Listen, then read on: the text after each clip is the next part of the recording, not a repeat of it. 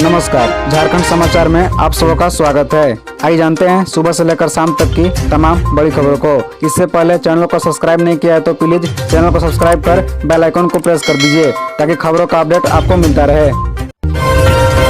Arts और commerce में खराब रिजल्ट वाले जिलों को नोटिस, मांगा जवाब। दरअसल आपको बता दें कि इंटरमीडिएट आर्ट्स और कॉमर्स में खराब रिजल्ट वाले जिलों के जिला शिक्षा पदाधिकारियों से स्कूली शिक्षा और साक्षरता विभाग ने स्पष्टीकरण मांगा है। आर्ट्स के रिजल्ट में फीसदी रहने वाले पाकुड़, गोड्डा, साहिबगंज, पलामू, दुमका व गढ़वा और कॉमर्स में निचले पायदान पर रहने वाले सरायकेला, खरसावा, साहिबगंज, पश्चिमी सिंहभूम, खूंटी, गिरिडीह, देवघर व गुमला के जिला शिक्षा पदाधिकारियों से जवाब मांगा गया है। इन अधिकारियों को यह बताना है कि किन कारणों से उनके यहाँ रिजल्ट खराब हुआ है। बता दें कि स्पष्टीकरण का जवाब 3 दिन के अंदर देना है, जबकि 12 जून को आयोजित पदाधिकारियों की बैठक में रिजल्ट की विस्तृत रिपोर्ट देनी है। इंटर आर्ट्स के रिजल्ट में पाकुड़, गोड्डा, साहिबगंज, पलामू, गढ़वा व दुमका सबसे नीचे पायदान पर है। इसमें जिले का ओवरऑल रिजल्ट 94% के नीचे है, जबकि अन्य जिलों में 95% से ऊपर है। वहीं कॉमर्स के रिजल्ट में सरायकेला, खरसावा, साहिबगंज, पश्चिमी सिंहभूम, खूंटी, गिरिडीह, देवघर व गुमला जिले सबसे फीसदी साबित हुए।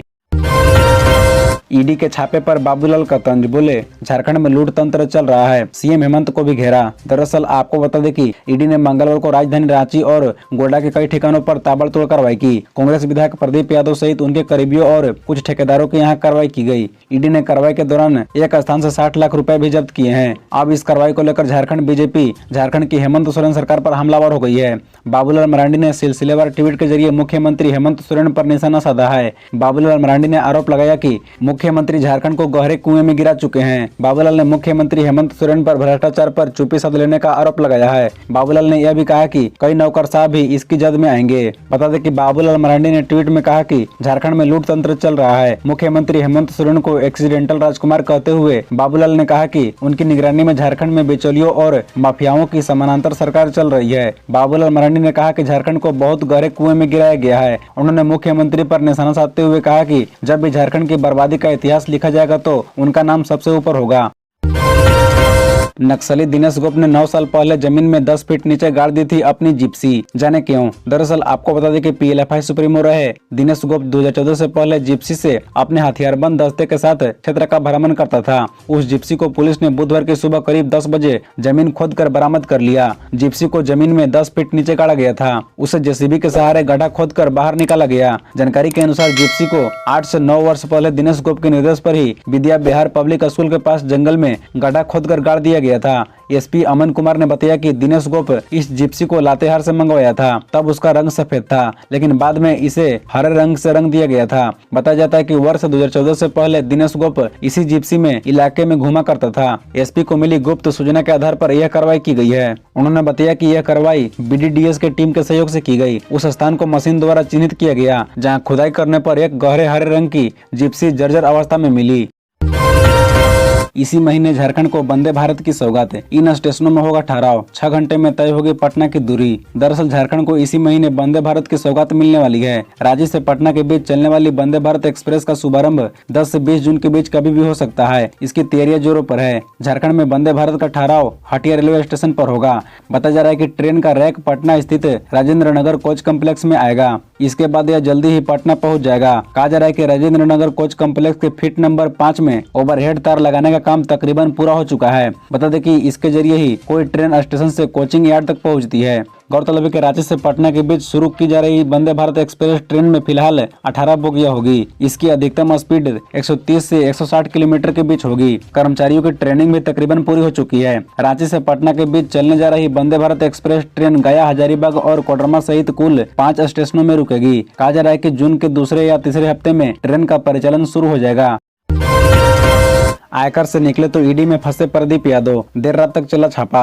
दरअसल पोड़ैयाहाट विधायक प्रदीप यादव के रांची के डोरंडा स्थित आवास पर ईडी ने बुधवार को भी छापेमारी की। यह छापेमारी प्रदीप यादव की मौजूदगी में की गई। इस दौरान ईडी के उप निदेशक स्तर के अधिकारी ने उनसे देर रात तक पूछताछ की। इधर मंगलवार को रांची, गोड्डा, दुमका में छापेमारी के दौरान मिले दस्तावेजों की स्क्रूटनी भी ईडी की टीम कर रही है। इससे पहले ईडी के बुलावे पर प्रदीप यादव रांची पहुंचे। वहां वे ईडी दफ्तर गए। इसके बाद ईडी टीम विधायक आवास पहुंची। बता दें कि मंगलवार को प्रदीप यादव के आवास पर जब ईडी टीम पहुंची थी तब ये मौजूद नहीं थे। तब ईडी ने कमरों को सील कर दिया था। ईडी को जो कागजात मिले हैं उसके मुताबिक संदिग्धों ने काफी बड़ा निवेश किया है। पूरा मामला 100 करोड़ की टैक्स चोरी का माना जा रहा है।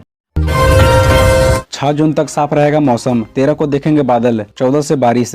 दरअसल झारखंड में जून के दस्तक देते ही मौसम में तल्खी बढ़ने लगी है। आसपास का मौसम शुष्क है, तेज धूप से तापमान में वृद्धि हुई है और गुरुवार को पारा 42 डिग्री सेल्सियस के पार जाने का अनुमान है। मौसम विभाग का कहना है कि धीरे धीरे गर्मी बढ़ेगी और 13 जून तक तीखी धूप जमीन को झुलसाती रहेगी। इस दौरान लू चलने की भी संभावना है। इस दौरान राज्य में कहीं भी आंधी या बारिश की संभावना नहीं है। 13 जून के बाद मौसम फिर करवट लेगा। बता दें कि बुधवार को जमशेदपुर में जरूर हल्की बारिश हुई और हवाएं भी चली, लेकिन तापमान में कमी नहीं आई। शहर का अधिकतम तापमान 40.4 डिग्री सेल्सियस दर्ज किया गया, वहीं न्यूनतम तापमान 28.4 डिग्री सेल्सियस तक गया। आज भी पारा चढ़ेगा और राज्य के अधिकांश जिलों में यह 42 डिग्री सेल्सियस तक का आंकड़ा छूलेगा।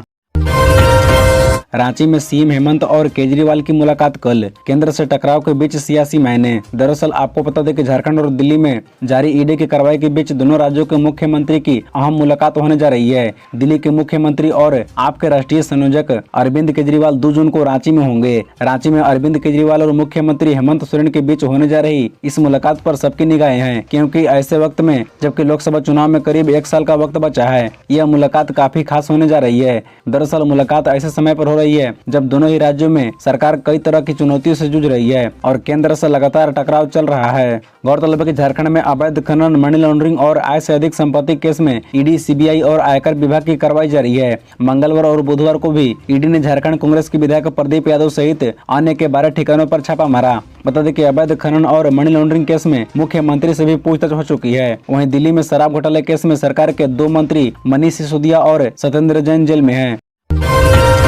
हेमंत सरकार ने बढ़ाया पंचायत प्रतिनिधियों का भत्ता, अब जिला अध्यक्ष को 12 तो मुखिया को मिलेंगे 2500। दरअसल आपको बता दें कि राज्य के मुखिया से लेकर जिला परिषद अध्यक्षों तक का मानदेय भत्ता बढ़ा दिया गया है। इससे जुड़े प्रस्ताव को बुधवार को मुख्यमंत्री हेमंत सोरेन की अध्यक्षता में हुई कैबिनेट के बैठक में मंजूरी दी गई। बैठक में कुल 39 प्रस्तावों को हरी झंडी मिली। मुखिया को अब 1000 की जगह 2500, उप मुखिया का 500 से 1200 रूपए, प्रखंड प्रमुख को 5000 से बढ़ाकर 8000 और उप प्रखंड प्रमुख को 3000 से बढ़ाकर 4000 रूपए करने का फैसला लिया गया है। इसके अलावा जिला परिषद अध्यक्ष को 10,000 से बढ़ाकर 12,000 किया गया है, जबकि जिला परिषद उपाध्यक्ष का 7,500 से बढ़ाकर 10,000 रूपए कर दिया गया है। वहीं प्रत्येक जल सहिया को 1 स्मार्टफोन व 2 साड़ी मिलेगी।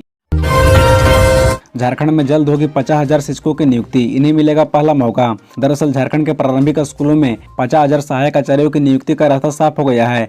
जून में ही झारखंड कर्मचारी चयन आयोग इसका विज्ञापन निकाल देगा। राज्य में बुधवार को कैबिनेट के बैठक में प्रारंभिक स्कूलों के लिए सहायक आचार्य संवर्ग नियमावली 2023 को राज्य मंजूरी दे दी गई। अब जून से ही प्राथमिक व मिडिल स्कूलों में यानी 1 से 8वीं के स्कूलों में 50,000 सहायक आचार्यों की नियुक्ति प्रक्रिया शुरू हो सकेगी। पहले चरण में 25,996 सहायक आचार्यों की नियुक्ति होगी, जबकि दूसरे चरण में 24,004 सहायक आचार्यों की नियुक्ति किए जाएंगे। बता दें कि नियमावली मंजूरी के बाद अब स्कूली शिक्षा व साक्षरता विभाग जून के पहले या दूसरे सप्ताह में कार्मिक विभाग को नियुक्ति की अनुशंसा भेज देगा। इसमें जिलावार पदों की रोस्टर क्लियरेंस की रिपोर्ट के साथ साथ संबंधित नियमावली भेज जाएगी। शिक्षा विभाग से अनुशंसा मिलने पर कार्मिक विभाग झारखंड कर्मचारी चयन आयोग को नियुक्ति का अधियाचना भेजेगा, जिसके बाद जीएसएससी नियुक्ति का विज्ञापन जारी करेगा। जीएसएससी जुलाई से ऑनलाइन आवेदन लेने की प्रक्रिया शुरू कर देगा। धनबाद में बिजली के लिए शहर से लेकर गांव तक मचा हाहाकार, 8 से 10 घंटे ही हो रही आपूर्ति। दरअसल आपको बता दें कि धनबाद में शहर से लेकर गांव तक बिजली के लिए हाहाकार मचा हुआ है। 24 घंटे में लोगों को कुछ ही घंटे बिजली मिल रही है। इसी बीच मौसम खराब हुआ तो बिजली का इंतजार और बढ़ जाता है। यह सिलसिला लगभग 10 दिनों से जारी है। इस कारण भीषण गर्मी में लोगों का हाल बुरा है। बुधवार को झरिया और बलियापुर में लोग सड़क पर उतरे और नियमित बिजली की मांग की। इधर झारखंड बिजली वितरण निगम लिमिटेड के अधिकारी शहर से लेकर ग्रामीण क्षेत्रों में 15 से 17 घंटे बिजली सप्लाई का दावा कर रहे हैं, लेकिन वास्तविक स्थिति इससे विपरीत है। शहरी इलाके की बात करें तो 24 घंटे में 9 से 10 घंटे और ग्रामीण इलाकों में औसतन 8 घंटे ही बिजली सप्लाई की जा रही है। मौसम खराब होने पर बिजली मिलने की गारंटी नहीं। पिछले दिनों तेज आंधी के साथ बारिश में ग्रामीण इलाकों में गुल हुई बिजली 2 दिन बाद लौटी। इसी तरह झरिया डिवीजन की बात करें तो पिछले दिनों आंधी व बारिश में विभिन्न इलाकों में 25 से ज्यादा बिजली खंभे क्षतिग्रस्त हो गए थे। उत्तराखंड कैबिनेट का फैसला, अब सिपाही सीधे नहीं बन सकेंगे दरोगा, कई नियमावली में फेरबदल। दरअसल आपको बता दें कि राज्य सरकार ने झारखंड पुलिस सीमित विभागीय प्रतियोगिता परीक्षा 2016 को समाप्त कर दिया है। यह फैसला बुधवार को कैबिनेट के बैठक में लिया गया। इस नियमावली के तहत सीमित विभागीय प्रतियोगिता परीक्षा पास कर कोई सिपाही सीधे दरोगा पद पर प्रोन्नति हो जाता था। इस निर्णय से 1250 जमादार से दरोगा तथा उतनी ही संख्या में सिपाही से जमादार में प्रोन्नति होंगे। मालूम हो कि पिछले 6-7 साल से झारखंड पुलिस एसोसिएशन इस नियमावली को समाप्त करने के लिए प्रयासरत था। कैबिनेट के फैसले के बाद झारखंड पुलिस एसोसिएशन के अध्यक्ष योगेंद्र सिंह ने मुख्यमंत्री, मंत्री परिषद के सदस्यों, मुख्य सचिव, गृह सचिव, डीजीपी को धन्यवाद देते हुए आभार व्यक्त किया है। एसोसिएशन का एक प्रतिनिधिमंडल आज मुख्यमंत्री से मिलकर आभार व्यक्त करेगा। खबरों से जुड़े रहने के लिए चैनल को सब्सक्राइब, वीडियो को लाइक एवं एक दूसरे से शेयर जरूर करें। धन्यवाद।